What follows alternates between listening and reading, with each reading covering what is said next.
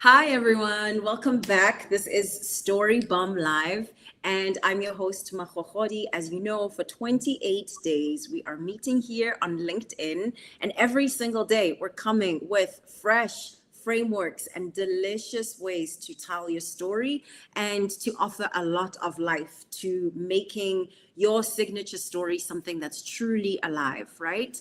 Today, I am joined, and I'm so excited to be joined by my friend and fellow coach, Myra, who is an amazing storyteller herself. She particularly works with folks who are interested in getting their marketing like to the next level and doing copywriting yo, you really need to check out Myra's work and how she approaches storytelling. She approaches her copywriting as a storyteller in a way that is very different and also like just genuine. This is somebody who you can feel even in this conversation. I think very quickly you'll come to understand what is exciting about her work because she is herself, right? Myra, first of all, welcome. Thank you for being here. Yes, thank you for having me, Mahohodi, and thank you for that warm intro because I felt it to my core, knowing that that is definitely the angle that I want to continue leading with in my industry. And you just said it so perfectly. So thank you. Oh, you're so welcome. And I'm really excited to get started today because this Story Bomb Live, right? We've been offering people every single day, like I said, some valuable framework for how to tell a story.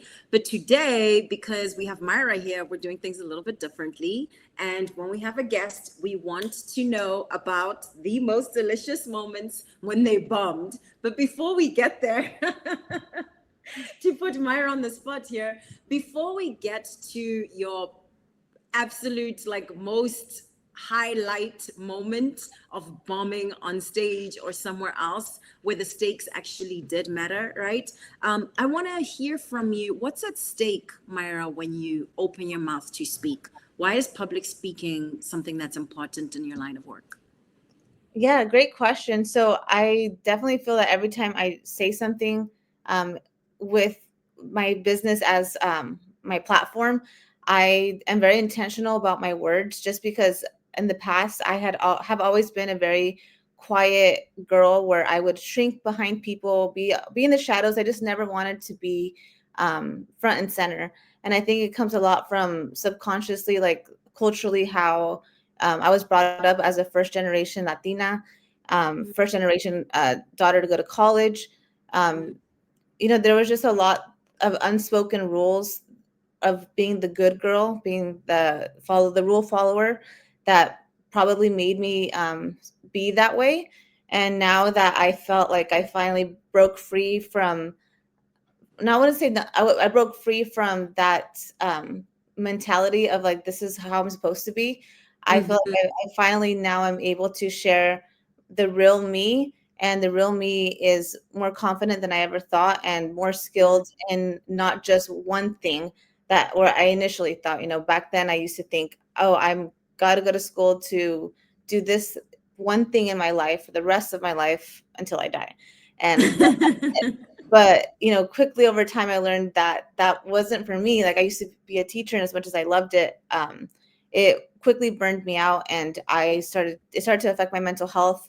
And I got to the point of the not knowing like what's next, because I thought that was quote unquote it. um, Mhm.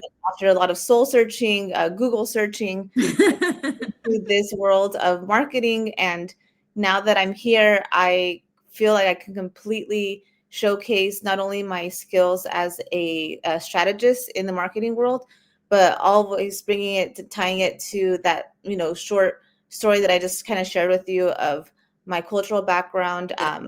my background in, well, and not, it wasn't even corporate, right? In elementary teaching, and how I bring that with me to show other entrepreneurs, especially people from marginalized communities, that their Mhm. voice doesn't need to sound like everyone else's to be powerful. Hmm. Oh my God, thank you so much for sharing that. I love the places of commonality, right? We're both immigrants. Well, I'm an immigrant myself, right? And you're the daughter of immigrants. The first Mhm. generation experience, which I'm really familiar with. I also went to college as a first gen, and the tenacity, the resilience, and the, oh, you think I can't do this? Like, fucking watch me. Ness that comes with that experience, and how you bake that into your business, that somebody needs to write a whole playbook just based on that, and the businesses that have been born out of that, right? Because we do things differently. And I also wanted to ask you, because this is a fun thing, where's your family originally from? I'm South African. Yes, yes. So my dad is from Jalisco, Mexico, and my mom is from Guanajuato, Mexico. So Oh, they both came here young. My dad was 12 years old, and my mom was 7. But because their parents never, were brought up with English, they became bilingual to this day, very fluently bilingual.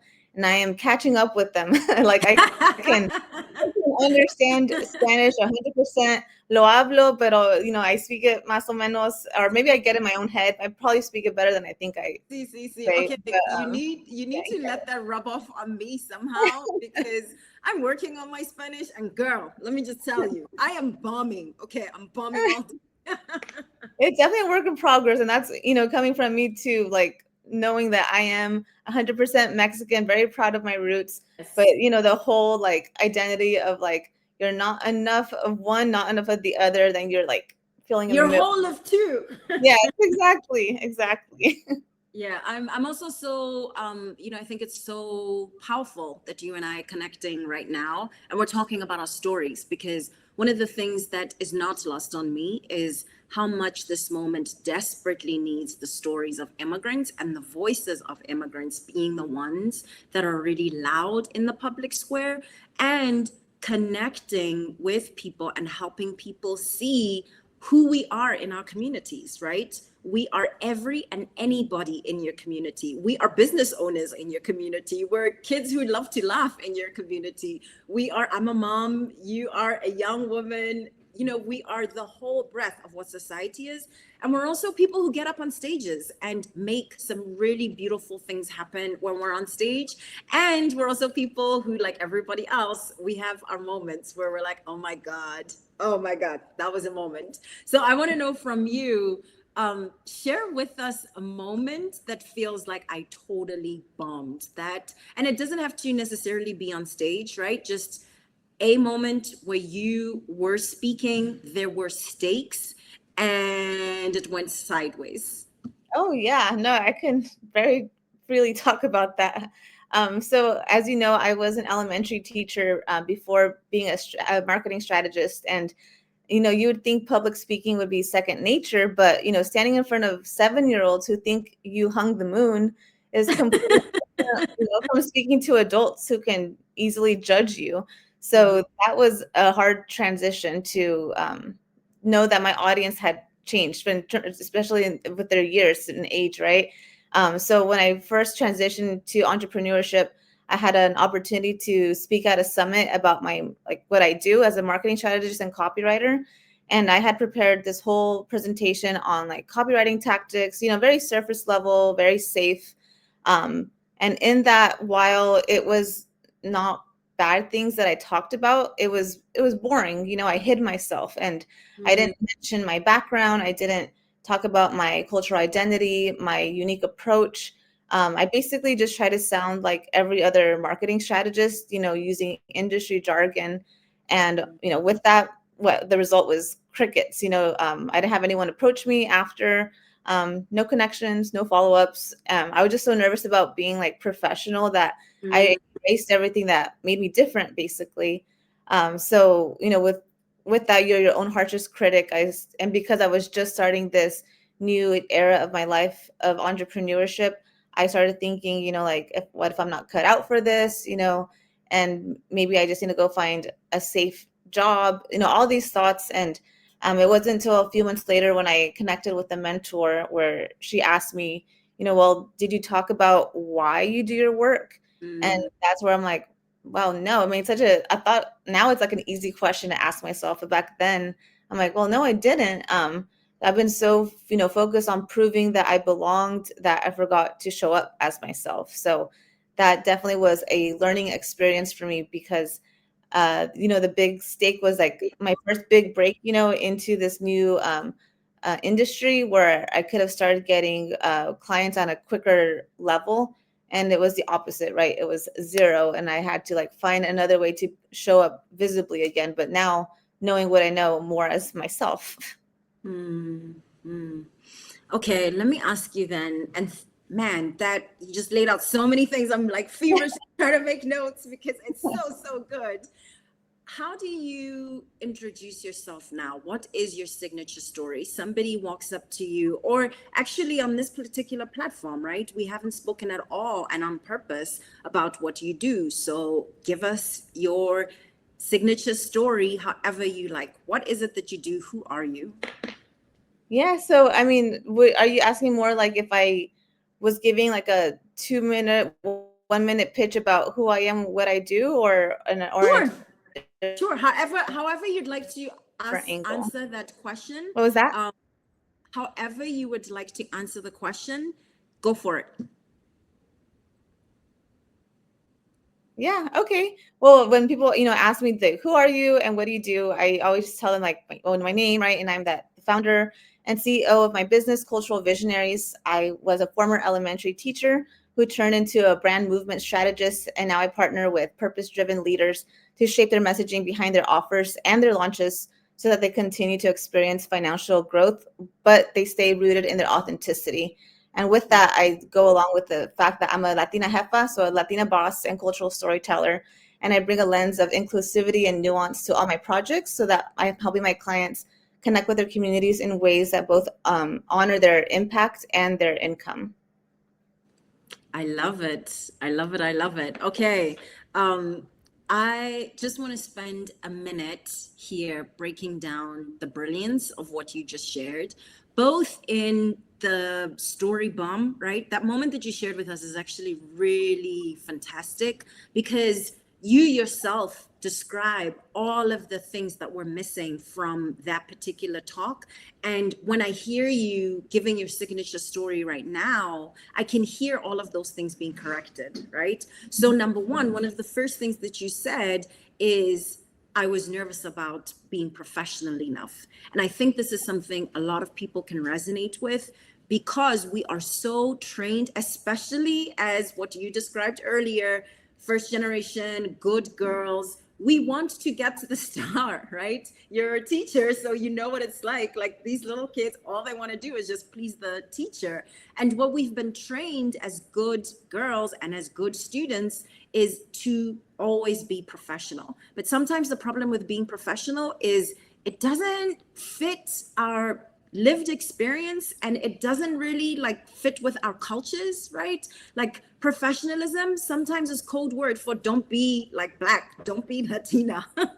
And I mean, real talk. And what I love about the correction is you went from wanting to be professional and, supposedly like perfect, which can sometimes be code for plain vanilla, to no, actually, like I'm a Latina jefe. Even just the use of that word immediately cues somebody who's listening to your story that, oh, this person is talking to me because this is such a specific, like just the use of those two words together helps somebody know, like, this is specific to me. So that's one thing. And I encourage whoever, is listening on the other end, consider who is it that you want to reach the most and how can you use language that they already use in their day-to-day. Another thing that you talked about is wanting to prove, like you were working so hard to prove that you belong, right? And the difference that I heard in the second, when you shared your signature story the second time around, is you claim ownership. Like you don't have to belong somewhere else, like you belong here where you are right now, right? And you speak from the authority of your lived experience and what you already know. So that's something I think sometimes people, it's related to the thing of being professional, but it's a little bit different too. And last, the thing that I heard is, and I think this is the really big theme that I hear in how you bombed initially and why you stand out now, is you see yourself as the sauce, the expert, the full stop. Like this is it. Yes. and I know that a lot of times when people get up on stage, they are so nervous. They want so desperately for people to look anywhere else except on them. But when you remember that you're there to serve, the attention is not so much on you as it is through you to serve others, right? But how can you serve others when you're not really tapping the expertise that you have, which is all of you? And what I think is so brilliant in how you lead now and in how you described your signature story is it really takes all of you. Like, I love that you're beginning at, no, my history is I was an elementary school teacher. Like, that's one of the things that makes my work special and beautiful. And then you take us, you do this really beautiful leap of very quickly then, and now here's where we are, and you leave us with the value of here's what I can do for you and why you should care. Wow, you broke that down so beautifully and so quickly. I am just like in awe because this all just happened within the past 5 minutes of me talking about something and then you reiterating it in your own words. I was like, I just keep nodding because I'm like, yeah, that's it. So thank you for just saying it in your own way, because I feel like when people listen, they can hear it from two different angles, still getting to the same outcome, but hearing it from in two different ways. Yeah. Well, listen, it has been such a pleasure to hear about what you do and also to get into your story. Folks who are interested in working with you, particularly around strategy, right? Around marketing. How can folks get in touch with you? What do you have coming up next that's exciting that you might want to share?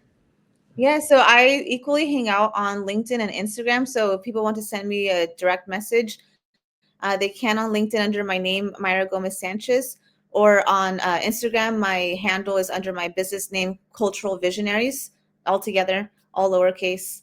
I do have my email list, the Conscious and Connected Weekly. So when people go on either one of those platforms, there's a link to sign up, and I send weekly emails all about just what's going on in my world in terms of strategy when it comes to copy. But I always tie it in with a story, and I always put in my own sazon. So I put my Spanglish in there.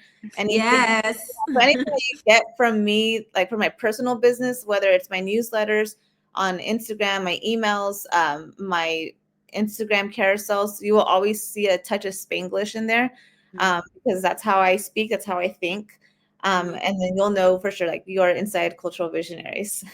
I love it. And I also love this conscious and connected. That is such a delicious name.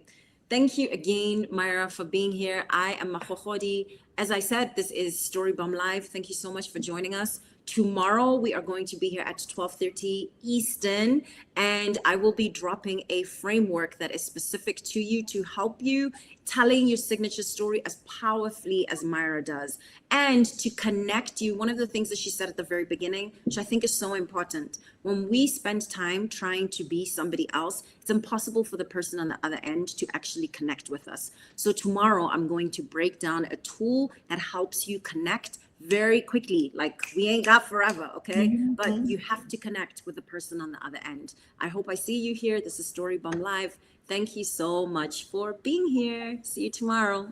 Thank you.